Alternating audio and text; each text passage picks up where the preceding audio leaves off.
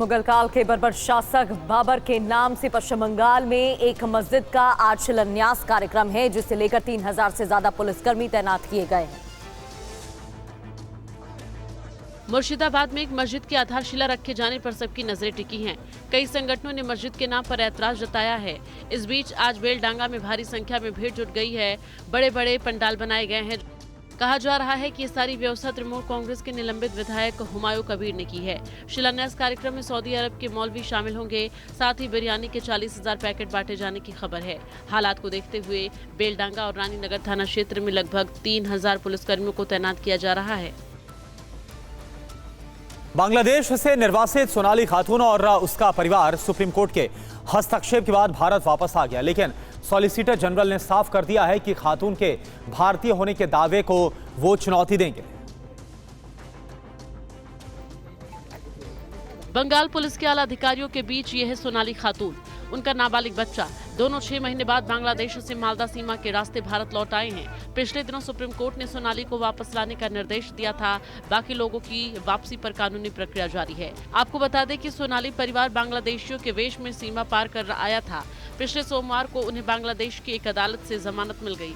नागरिकता विवाद और धक्का मुक्की के आरोपों के बीच बीरभूम के पैकोर इलाके की रहने वाली गर्भवती सोनाली खातून की घर वापसी का रास्ता आखिरकार खुल गया। इस बीच सोनाली के पिता ने कहा था कि उनका परिवार दिल्ली में पिछले 20 साल से रह रहा है। उनका परिवार रोहिणी सेक्टर 26 में दिहाड़ी मजदूर के रूप में काम करता है।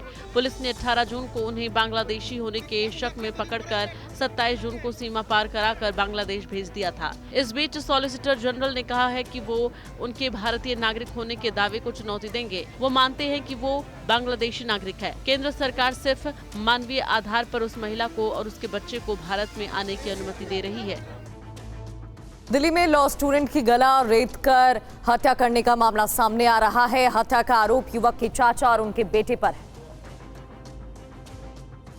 कि मैंने मारा है छोटे लड़के। ये एक बहन का गुस्सा है जिसके भाई को चाकुओं से गोद कर मार दिया गया। घटना दिल्ली के संगम विहार की है। मृतक इरशाद लॉ की पढ़ाई कर रहा था। परिजनों के मुताबिक इरशाद की मां और उसकी चाची के साथ कूड़े को लेकर कहासुनी हुई थी, जिसके बाद उसके सगे चाचा और उसके बड़े बेटे ने मिलकर इरशाद की गला रेत कर हत्या कर दी। छोटे लड़के ने नहीं मारा, बड़े लड़के ने मारा, उसके इस्ताक ने, और उसके बाप ने उसके गर्दन पकड़ रखा था, मुबारक ने।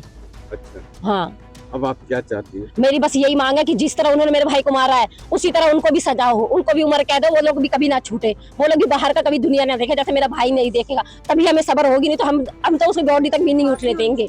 चाचा और चचेरे भाई पर इरशाद की हत्या का आरोप है।